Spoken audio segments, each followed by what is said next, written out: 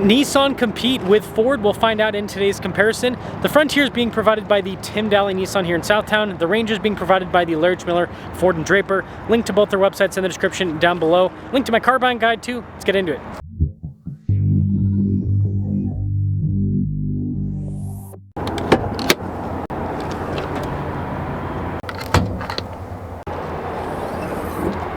The Ranger has a 2.7 liter turbo V6 that goes through a 10-speed. Fuel economy is 19 around town, 23 on the highway, with power outputs being 315 horsepower and then 400 pound-feet of torque. The Frontier is a 3.8 liter V6 that goes through a 9-speed. It's naturally aspirated. Fuel economy 16 around town, 20 on the highway, with power outputs being 310 horsepower and then 281 pound-feet of torque.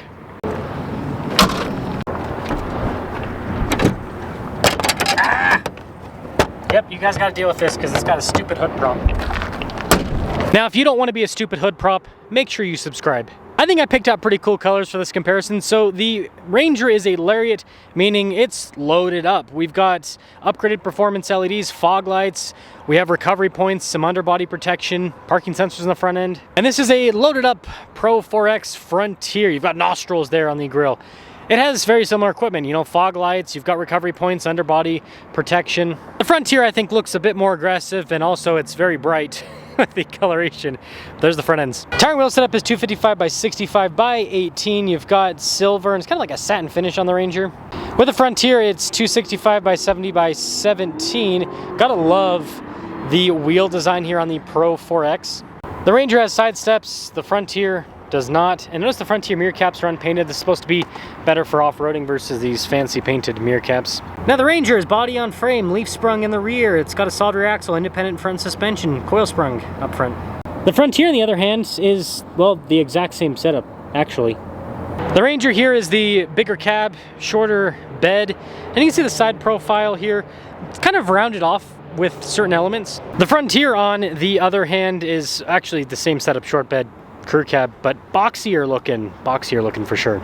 There's an outlet in the bed of the Ranger, but no bed line or anything like that. It does have a ruler here on the tailgate, and the tailgate itself is light. It's dampened too, so it slow lowers. This Frontier must have been parked by a pine tree at some point. Anyways, we've got an outlet, LED lights, we've got cargo sliders, bed liners, so yeah, way more equipment than the Ranger. The tailgate's also dampened and easy enough to raise. The Ranger continues the theme of having nice painted elements like the bumper there at the back and pretty boxy looking taillights. The Frontier continues the theme of having some unpainted elements like the bumper. Again, it's supposed to be better for durability off-road.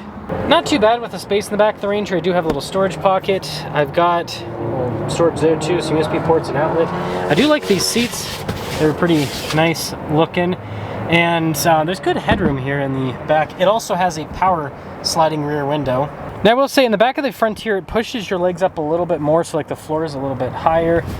But you got some USB ports, an outlet, and these seats are also really nice looking. This is manual for the glass opening, and then headroom, the sunroof dip kind of comes down, but this part where your head sits is pretty good. Payload in the Ranger is 1,373 pounds, and taking a quick look at the seats in the Ranger, again, you got the nice finish. They're power adjustable, got lumbar support, you've got memory seats here, window controls, so kind of a nice setup so far. 1,040 pounds of payload with the Frontier, and I think we can all agree that these seats are stylized a little bit cooler.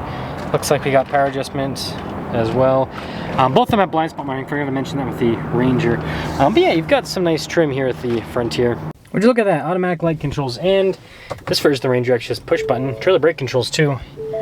Full digital gauge cluster with it. And then we of course have a fancy steering wheel with practical controls for that center digital gauge cluster. You've got adaptive cruise control as well. This has a 360 camera system, pretty good resolution, but also not the biggest screen view because of the horizontal display, or not horizontal, vertical display. Getting my words mixed up. And speaking of that display, a lot of elements are built into the screen. So for example, your diff lock for the rear, your off-road cruise control, it has an off-road camera as well. But yeah, that's all built in the screen. The climate controls are partially in the screen because you do have some physical controls below. But your heated seats and heated steering wheel are all into the screen. So they expect you to use this for a lot with the truck. This does come with a phone charging pad, some USB ports, shifter for the 10-speed. It's got the manual function with the plus and minus on the side, some cup holders, parking brake, and then this is for some of the kit, so like your stability, auto stop start, the off-road modes. Part-time four-wheel drive system with a 2-speed transfer case. You also have drive modes. Good center console storage. Nice trim on the top. There's also a top glove box. So there's plenty of storage in here. There's also storage below that glove box as well. But no sunroof in this one. The front here is way more to the left of the steering wheel. Like the outlet to even do the diff lock is all the way on that side, as well as the stability control. Interesting. There's also auto mode. I'm not seeing trailer brake controls though, but we do have auto, oops, up above. There we go, auto stop start. Partially analog, partially digital cage cluster. I kind of prefer this to the full digital that you have. Why is the diff lock beeping? I did not turn that on. Anywho, steering wheel. It's got nice trim. Orange accents all throughout. Practical controls in the front, including like the adaptive cruise control, volume controls. And then because this is a horizontal display, you get actually not a bigger camera view somehow. It's almost the same size. Oh, Nissan. I still love you though. Anyways, the display itself, it's not quite as quick as what you have with the Ranger. You've got analog controls below for shortcuts, which is nice. And you have physical controls for all the climate stuff, including the heated seats and heated steering wheel. Got some USB ports and then a little bit of storage there. Got a real shifter for the 9-speed. This has drive modes just like the Ranger and hill descent control. We also have a phone charging pad, big center console. I like the trim there, and this actually has a sunroof up front. Equipment wise, these are pretty much identical. The Ranger's $54,000, the Frontier is $49,000. Yes, there's about a $5,000 price delta. So let's see if the Ranger feels like it drives $5,000 better.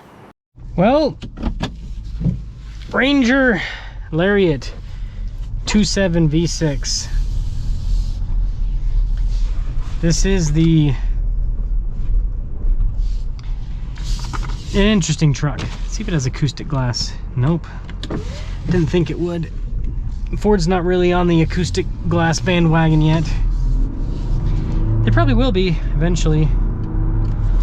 It seems to work well for the automakers that have adopted it, because what I see is, you know, automaker will use it in a few vehicles, then all of a sudden it's in pretty much everything.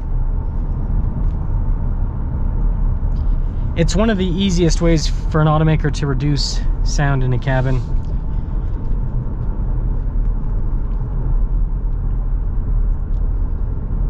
This is nice. It's pretty smooth drive. Pretty controllable too. And you know, this feels like, oh man, that is not good over the bump though. Oof. So one thing that's downside about the regular Ranger versus the Raptor. The Raptor is so good, so controllable, and it's just like suspension perfection. These regular Rangers, they're not horrible, but man, they don't, the leaf springs and everything, it makes a big difference.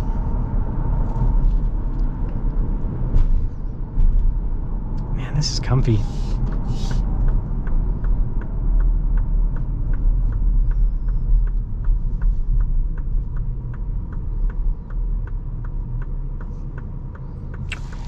Yeah, the seats are a highlight, I think.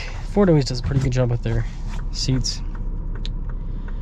So we'll get highway acceleration here in a little bit, but I see the value in the XLT version that's like 45 to, actually I don't think I've seen one that cheap. 46 to like 48 usually. Maybe there's one that's 45. It's like base model to V6. That's very appealing. But once you get up to that $54,000 price tag range that this has, it makes it a lot less appealing. Because, I mean, you get a little bit of extra luxury compared to the XLT, but not that much more.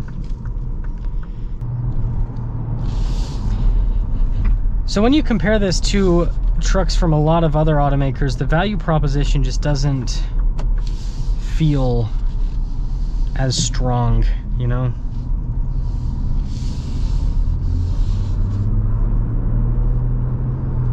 But the power delivery,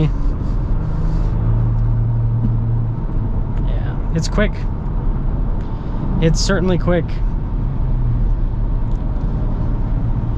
So just get the XLT. if you're gonna get the 2.7 V6, get the XLT. And if you need more features, get the Ranger Raptor. Just get on the waiting list, you know? I mean, I guess if you could get like a big enough discount off of one of these Lariats, then that could help justify. So That is the Ranger Lariat with the turbo V6. It's nice, but in my opinion, it doesn't provide enough luxury to justify the larger price tag over the, or larger price tag that's close to the Ranger Raptor. 4X, let's see how these Bilstein shocks perform. It's kind of a big part of the Pro 4X package. So the first thing you're gonna notice with this compared to the Ranger is the steering is heavy because it's hydraulic, whereas the Ranger's got an electronic rack. Now it's still pretty direct, but yeah, it definitely feels more old school. The engine response is another thing you notice. So the Ranger obviously has, well, 5 more horsepower, not a lot, but it's got a lot more torque. A lot more torque. But being a turbo engine, even though it's a very responsive turbo engine, it's going to take a second for those turbos to spool up, whereas this is just boom, right off the bat. So you definitely have a power upgrade. Well, and I shouldn't say power upgrade, response upgrade. Because the power on the Rangers, it's better. It is certainly better. Now when it comes to the suspension, it's different. I feel like this feels more, it's weird. They both feel pretty comfortable. This feels more solid in a way. So the solid doesn't necessarily make it feel more comfortable. It almost feels like it just stays more planted, more controlled. The Ranger's really good. But again, it kind of goes with the philosophy of old school versus new school in a lot of ways. Man, this thing's zippy. If they make the new Xterra drive anything like this, then that's going to be a home run. Because I love the, again, I love the weight that you get with the steering, and man, this thing just drives well. Auto stops right now, it's a thing that a lot of people don't like, and kind of with you, it really doesn't save all that much fuel, and then it's extra wear and tear. But at least you get to turn it off. The thing I do appreciate is you can turn it off. So the Frontier versus the Ranger, I mean, this is kind of, this is, I would say, the Frontier's toughest battle in the midsize pickup truck segment, because everything else, and the Frontier kind of wins out pretty easily in a lot of ways because of the build that this has and the price point that it's offered at. But I mean, you can get a Ranger XLT with the 2.7 V6, and that's a very appealing truck. Now again, the Nissan still has the price advantage, because the 2.7 V6 Ranger is going to be like 47, 48 loaded up and have a few less features than this. So this is still going to be a better value at 49. Yeah, and see, even this, like, again, this is not as quick as the Ranger, but it's so smooth that I don't mind. By the way, acoustic glass in this. I don't know if I mentioned that earlier. So you're still going to get wind noise and everything, but it's going to be more insulated, a little bit quieter, and I think that does go a long way in a vehicle. Yeah, it's kind of, it's harder to pick a winner. This is a better value, so better value. I really like that engine in the Ranger. That's the thing that pulls me. Here's the thing is, I guess it's a good way to sum it up. I like the Frontier. The truck itself I like more than the Ranger. I like having physical controls, you know? And it's not like the Ranger has more tech than this. They're pretty evenly matched at this point.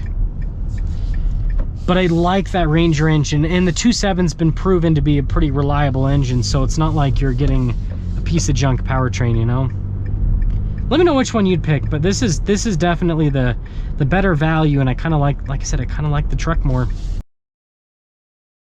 This week's giveaway is perfect for classic muscle car lovers because we have a Cuda and a Roadrunner. The Cuda produces 290 horsepower and has an automatic. The Roadrunner produces 390 horsepower and has a manual. Both of them are obviously powered by V8s. Now this particular giveaway is going to be ending fairly soon on November 2nd. So if you want to get in now and get some extra bonus entries, just use code BHC or click the link in the description down below or the pinned comment. Any donation, $25 or more, will give you 4x bonus entries.